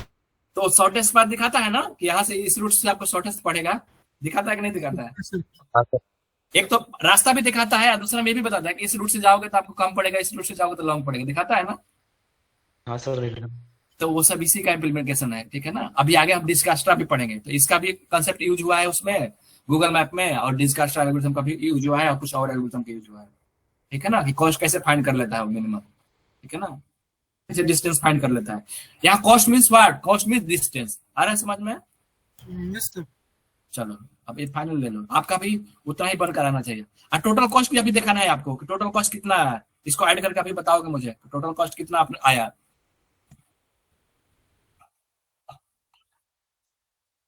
इसके ले लो। सर अगर इसमें कोई वर्टेक्स ऐसी रह गई जिसको कनेक्ट नहीं हुई ग्राफ से, फिर नहीं तो कनेक्ट नहीं हुआ तो इसका मतलब क्या होगा, आपने ट्रेवल्स नहीं किया, सारे नोड पर नहीं गए आप। सर आई टू सी भी हो गया और इसमें सी टू डी नहीं हो, ये हो गया। देखो क्या है, सुन लो, लास्ट में तुम जिस स्टेप को फॉलो कर रहे हैं ना, ठीक है ना, जिस स्टेप को तुम फॉलो कर रहे हो उस स्टेप को फॉलो करते जाओगे ना, करते करते जाओगे ना, और जब उसको फिर ट्री में कन्वर्ट करोगे, ठीक है ना, ट्री में कन्वर्ट करोगे तो आपका ऐसा ही बनेगा। और कोई भटक छूट गया तो समझ लो कि वहां पर तुम नहीं जा पाए। Okay sir. ये है, दिस इज आएगा, प्रैक्टिस है, आप इसको प्रैक्टिस करिएगा, कुछ क्वेश्चन और एग्जाम को पेपर से निकाले जाए, उसको प्रैक्टिस करिएगा मिनिमम। इसको ऐड करो टोटल कॉस्ट, जिस ऑर्डर में आपने सिलेक्ट किया उसी ऑर्डर में ऐड करोगे। पहला क्या था 1, दूसरा आपने क्या था 2, 1 + 2 + 2 + 4 + 4 + 7 + 8 + 9, टोटल को ऐड करो कितना आएगा, वो टोटल कॉस्ट आपको बताना होगा एग्जाम में विथ स्टेप। ऐड करो टोटल कितना हुआ।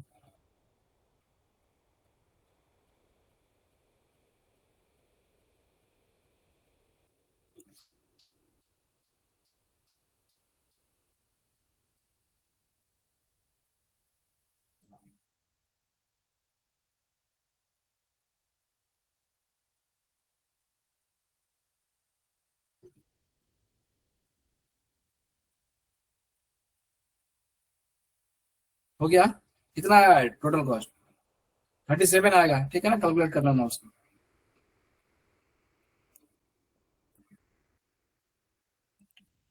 चले नेक्स्ट,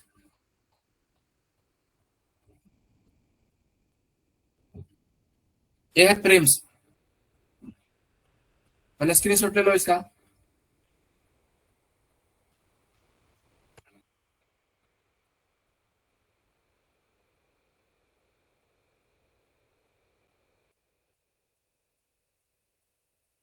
हाँ सर।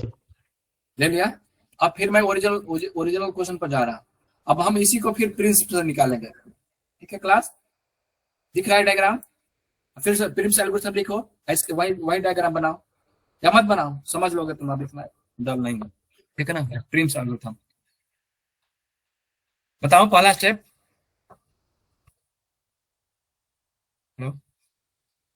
Yes sir. चलो, प्रिम्स एल्गोरिथम के अंदर 2 कंडीशन आपको दिया रहेगा। पहला कंडीशन क्या, कि आपको एक स्टार्टिंग वर्टेक्स दिया रहेगा, आ रहा है समझ में। Okay sir. तो ध्यान याद रखिएगा, अपने अपने तरीके से उसको लिख लीजिएगा।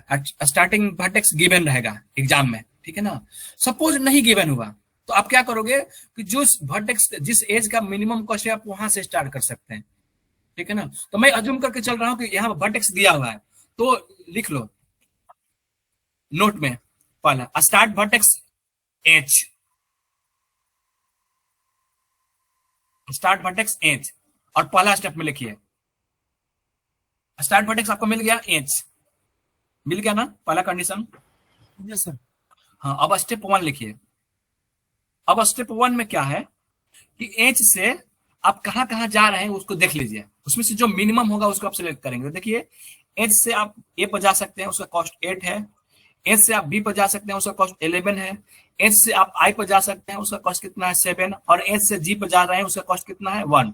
तो एज से आप स्टार्टिंग वर्टेक्स से जहां जहां जा सकते हैं उसमें से जिसका मिनिमम कॉस्ट होगा उस रूट को आप पहले सेलेक्ट करेंगे। तो पहला स्टेप में लिखिए select min edge from edge, select min edge from edge, from edge equal to G, equal to G, minimum G है ना। हाँ सर। विथ लिखो उसी में, with cost equal to 1, with cost equal to 1, with cost equal to 1। और नीचे नीचे वो स्टेप का वो ऐसा ऐसा बना के दिखाओ, एच टू जी ऐसा नीचे बना लो एक बार, ठीक है। हो गया पहला स्टेप कंप्लीट।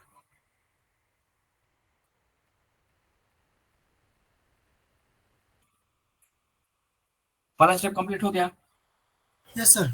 चलो अब दूसरा स्टेप ही सब कुछ है प्रिम्स एल्गोरिथम का, तो दूसरा का पहले ध्यान से सुन लो फिर लिखना।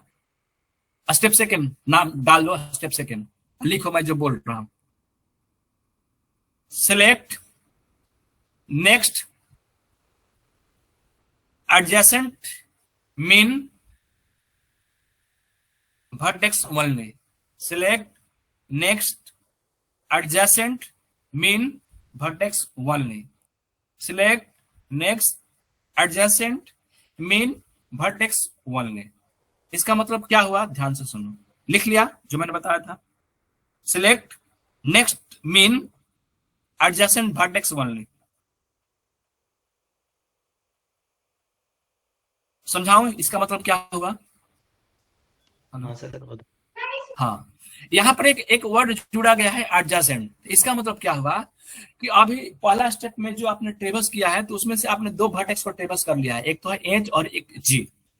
तो और जी और एज से जो डायरेक्ट एज है आप उसको कंपेयर करेंगे और उसमें से जो मिनिमम होगा सिर्फ आप उसी को सिलेक्ट कर सकते हैं। मतलब जो एडजेसेंट वर्टेक्स है सिर्फ आप उसी में से किसी एक मिनिमम को सिलेक्ट कर सकते हो, आप जंप कर नहीं कर सकते थे। जैसे हम क्रूस्कल में क्या किए थे कि हम एज और जी सिलेक्ट किए थे पहला स्टेप में, और दूसरा स्टेप में हमने क्या कर लिया था आई और सी कर लिया था, ठीक है ना। जो कि आई और सी के बीच में एज और जी का कोई कनेक्टिविटी नहीं है, ठीक है ना। एज से आई पर पहुंचने के लिए पहले आपको ए वाला रूट एक्सेस करना पड़ता ना, लेकिन हमने इसको एक्सेस नहीं किया था। जी से आई तक पहुंचने के लिए पहले सी को एक्सेस 6 को एक्सेस करना पड़ता, लेकिन नहीं किया था, हमने जंप करके आई और सी कर लिया था, ठीक है ना। तो वहां पर था फैसिलिटी, लेकिन यहाँ पर नहीं है, यहाँ पर सिर्फ एडजेसेंट ही आप सिलेक्ट कर सकते हैं। ये बताओ आप एज पर हो और जी पर हो तो ये इसकी एडजेसेंट वर्टेक्स को सर्च करो, पहले एज से सर्च करो। एज से आप कहां कहां जा सकते हो, ए पर जा सकते हो, बी पर और आई पर जा सकते हो। जी वाला तो आपने सिलेक्ट कर ही लिया है, कर लिया है ना। और आपने जब जी पर भी हो ना, आप जी का सिलेक्ट कर लिया तो आप जी पर भी हो। अब जी का भी कंपेयर कर लो, एक तो जी से आपको 6 लग रहा है, एक आपको 2 लग रहा है। तो देखो कितना ऑप्शन है आपके पास, एक ऑप्शन है ए पर जाने का जिसका 8 है, एक ऑप्शन है बी पर जाने का, एक ऑप्शन है आई पर जाने का, एक ऑप्शन है यहाँ से भी आई पर जाने का, एक ऑप्शन है एफ पर जाने का। तो इतनी सारे ऑप्शन में जिसका मिनिमम होगा आप उसको सिलेक्ट करोगे। तो कौन सिलेक्ट होगा इस सेकेंड स्टेप में बताऊं तुम्हारे हिसाब से, एफ, जी टू एफ। हाँ, तो नीचे लिख दो the next adjacent main is G to F.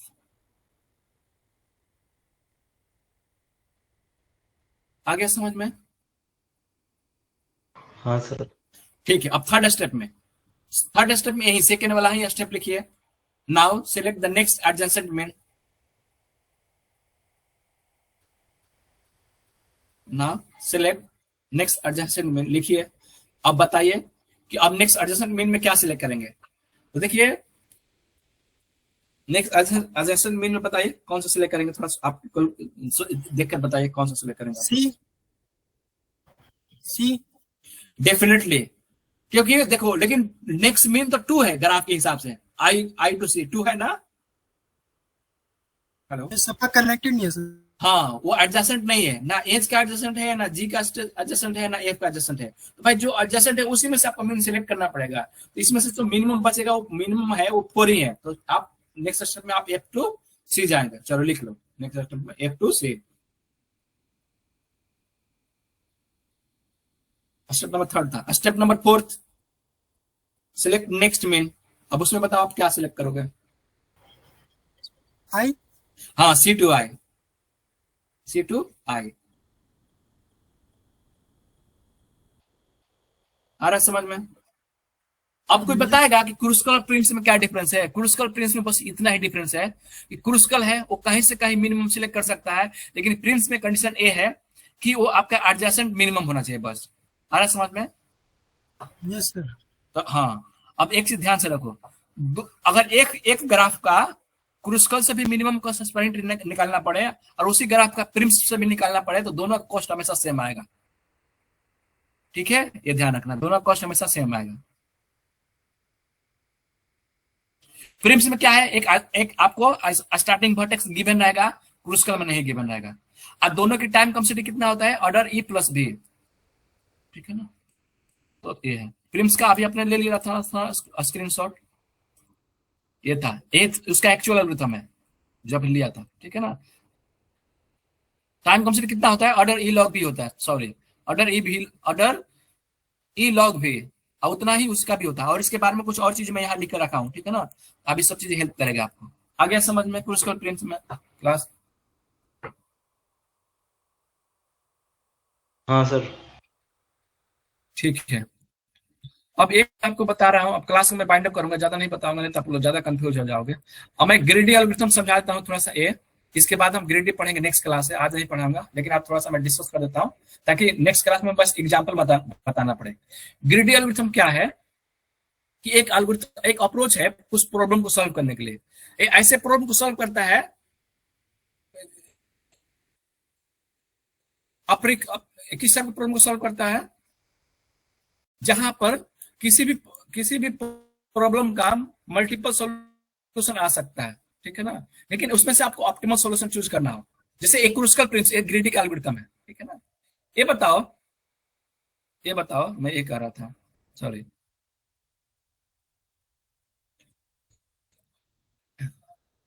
ये ग्राफ जो हमने ट्रेवर्स किया है,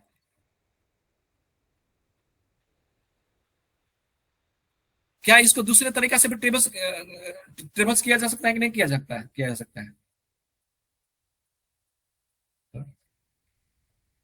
मतलब हम यहां से एस से जी ना जाकर हम एस से बी पर जा सकते थे कि नहीं जा सकते थे।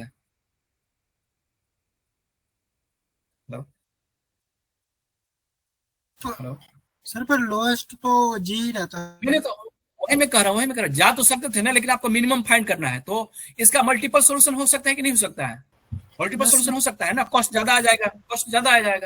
ठीक है ना, हो सकता।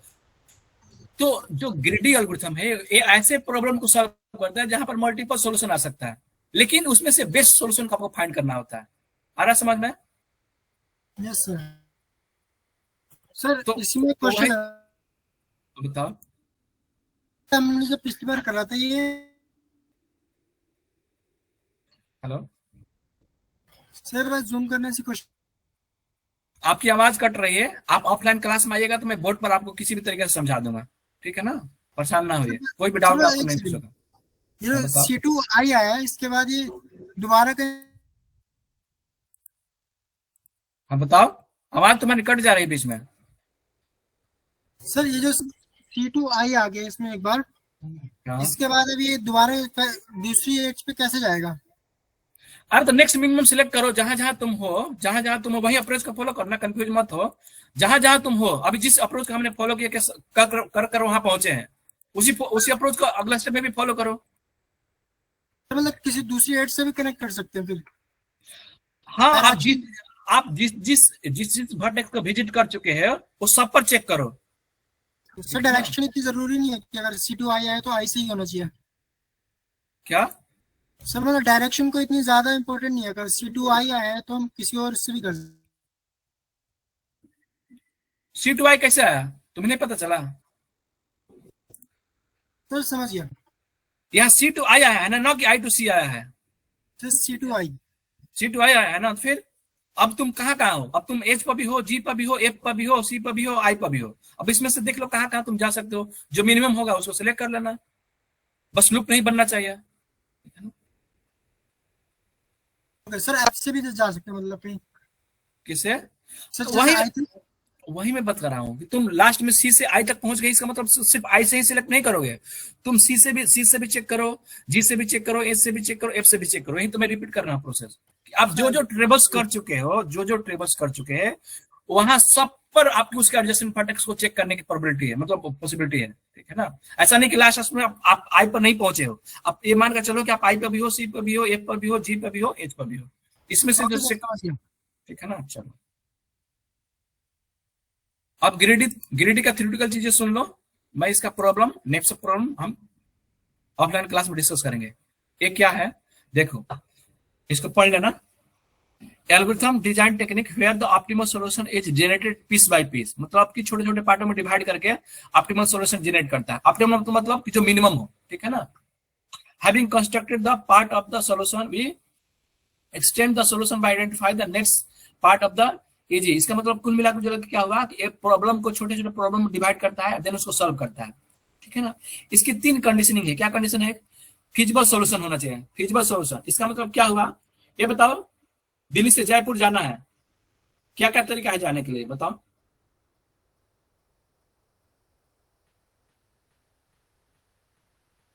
हेलो, दिल्ली से जयपुर जाने का क्या क्या तरीके हैं? पहला है एरोप्लेन, है ना। ट्रेन, सुनो, ट्रेन, बस, कार, बाइक, बाईसाइकिल, पैदल भी जा सकते हो। आ रहा समझ में? Yes sir. हाँ, तो इतनी सारे ऑप्शन है, लेकिन फिजिबल कौन सा? अब मैं कुछ कंडीशन लगा दूं, यहाँ पर कुछ कंडीशन लगा दूं कि आपको दिल्ली से जयपुर आपको 3 घंटे में जाना है या 2 घंटे में जाना है। अब बताओ किससे जा सकते हो तुम 2 घंटे में?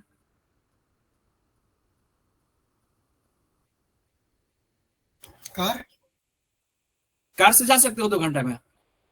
अगर कार से जा सकते हो तो डेफिनेटली फिजिबिलिटी सोल्यूशन का मतलब क्या हुआ कि आपके आगे एक कांस्टेंट लग जाएगा। कांस्टेंट क्या हो गया कि भाई 2 घंटा में जाना है, तो 2 घंटे में अगर कार से जा रहे हो तो कार भी एक सोल्यूशन हो गया। अगर ट्रेन से 2 घंटे में, अगर ट्रेन यहाँ से पहुंचा रही है जयपुर 2 घंटे में, तो समझ लो ट्रेन भी एक सोल्यूशन हुआ।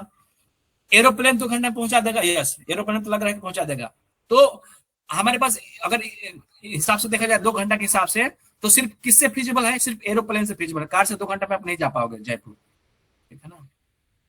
तो फिजिबल सोल्यूशन किसको बोलते हैं? The solution which satisfy the constant, मतलब जो कांस्टेंट वहां दिया रहेगा उस कांस्टेंट को सैटिस्फाई करना चाहिए जो आपका सोल्यूशन हो। आ रहा है समझ में? हाँ सर। क्रिकेट मैच कितने लोग देखते हैं? हेलो, देखते हैं सर। देखते हो ना। आपको एक चीज पता होगा कि जब वर्ल्ड कप कोई भी होता है ऐसे टूर्नामेंट, तो 15 से 20 दिन पहले आपको टीम अनाउंस करके भेजना होता है, नाम पता है ना। हाँ सर। तो जब एक बार आपने टीम अनाउंस करके नाम भेज दिया, तो उसमें से आप चेंज नहीं कर सकते हो। आप जब तक कोई किसी का घायल ना हो, कोई एक्सेप्शनल कंडीशन ना आए, तब तक आप उसको चेंज नहीं कर सकते हो। पता है ना आपको? मतलब मान लो कि अभी कमिंग वर्ल्ड कप हमारे इंडिया में है, ठीक है ना। तो मान लो कि वहां से ऑस्ट्रेलिया टीम यहाँ पर आई, ठीक है ना। और ऑस्ट्रेलिया टीम ने क्या किया, सपोज मैं एक हाइपोथेटिकल सिचुएशन ले रहा हूं कि सबको पता है कि इंडिया में स्पिन ट्रैक होते हैं। तो उन्होंने क्या किया कि अपने 15 के स्क्वाड में 15 मेंबर चूज करना पड़ता है, उन्होंने 4 स्पिनर चूज कर लिया। आ रहा है समझ में? लेकिन यहाँ पर आए उन्होंने, जब वर्ल्ड कप स्टार्ट हुआ तो इंडिया ने पिच जो बना दिया वो फास्टर के लिए बना दिया, ठीक है ना। अब इनको लग रहा है कि यार स्पिनर तो हमारा यूज ही नहीं हो रहा है, तो क्या उस टाइम पीरियड पर आप स्पिनर की जगह फास्टर बुला सकते हो क्या अपने कंट्री से?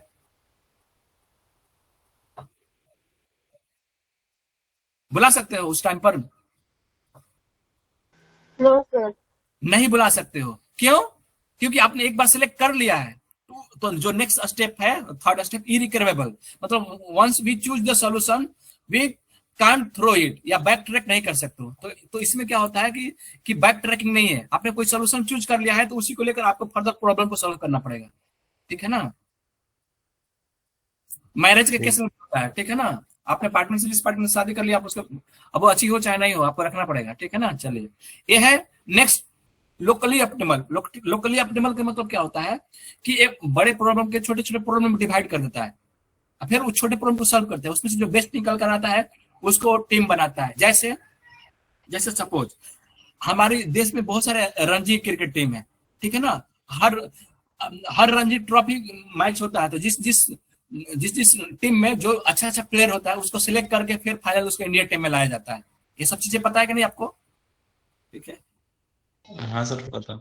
या आप कहीं, मान लो कि आप कहीं अपने आसपास में कोई टूर्नामेंट खेलने जा रहे हो, क्रिकेट का चाहे किसी चीज का, तो क्रिकेट के मैच में कितने प्लेयर खेलते हैं? 11 खेलते हैं ना। हेलो। हाँ सर। लेकिन आप जहां लोकेलिटी में रहते हो, जितना भी सारे आपके प्लेयर हैं, वो टोटल 50 प्लेयर हैं, लेकिन टीम तो 11 कहीं जाएगी। तो हम क्या करते हैं, आज भी अप्लाई करते हैं इस प्रॉब्लम को, भाई 4 टीम में डिवाइड कर दो, 11 11 22 11 देते 11 44, 4 टीम में डिवाइड कर दो, और चारों टीम में से जो अच्छा बॉलिंग अच्छा बैटिंग करेगा उसमें से हम 11 छाट लेंगे। आ रहा है समझ में, ठीक है ना, जो बेटर परफॉर्मेंस करेगा। तो यही होता है लोकल पेपर, ठीक है ना। तो इसका पहले आप स्क्रीनशॉट ले लीजिए, रुक जाइए, ये आपको आएगा यहाँ से, इसके बारे में डिफिनेशन और इसकी कंडीशन लिखने के लिए 5 मार्क्स का, और एक इसमें एग्जांपल आएगा, तो मैं भी एग्जांपल बताता हूँ आपको क्या आएगा। इसको पहले लिख लीजिए, या स्क्रीनशॉट ले लीजिए।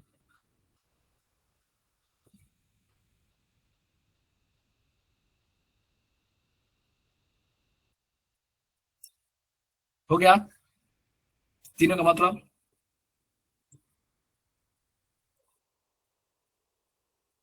हेलो, हो गया?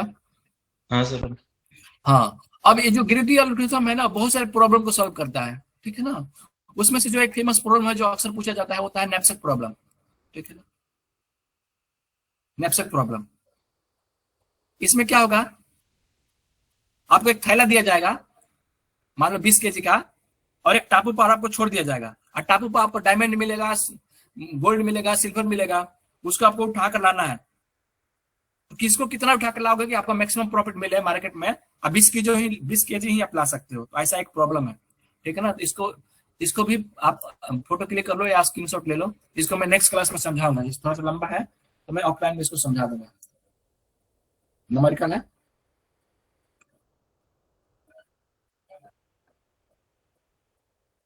ठीक है, ले दिया स्क्रीनशॉट। चलो, ये एक और ले लो, यहां तक ये उसका एल्गोरिथम है।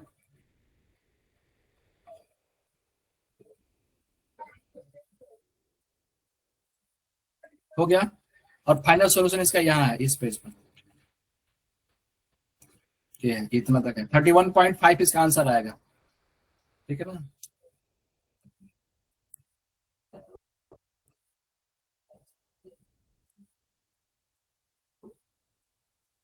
ओके क्लास, यस तो सर। ये सब चीज इंपॉर्टेंट है थोड़ा। इसके बाद हम डायनेमिक प्रोग्रामिंग पढ़ेंगे, तो ये भी हम नेक्स्ट क्लास में ऑफलाइन नहीं बताऊंगा, ठीक है ना। तो आज के लिए बस इतना ही, इसको रिवीजन करके आइएगा आप लोग, ठीक है ना, ताकि कुछ डाउट हो तो आप पूछ सकते हो, ठीक है। आज के लिए बस इतना ही, नेक्स्ट क्लास हम नया टॉपिक स्टार्ट करेंगे, ग्रेडी का भी फर्दर करेंगे कंटिन्यू, और कुछ नए प्रॉब्लम बताऊंगा, डिस्कस्टा बताऊंगा, डायनेमिक प्रोग्रामिंग बताऊंगा, और कुछ और जो इंपॉर्टेंट क्वेश्चन है, क्योंकि 2 क्लास में जितना इंपॉर्टेंट हो सकता है मैं बता देता हूँ, ठीक है ना। जो आने वाला है डायरेक्ट पता है कि आएगा ही आएगा, या मैंने बताया ऑलमोस्ट चांसेस है कि आएगा आपको, ठीक है ना। चलिए, आज के लिए इतना ही। ऑफलाइन में बहुत थक जाता है, समझाने का नहीं बोलता है ना, बोलना पड़ता है, ठीक है ना, इसलिए इसको, ठीक है। क्लास आज के लिए इतना ही, ओके। Okay sir. हाँ, जितना मैंने पढ़ा है उसका आप रिवीजन करिएगा, कोई डाउट आएगा तो ऑफलाइन क्लास में हम डिस्कस भी कर लेंगे, ठीक है ना, और फर्दर कंटिन्यू भी करेंगे उसको, ठीक है। चलिए, ओके। Okay sir, bye.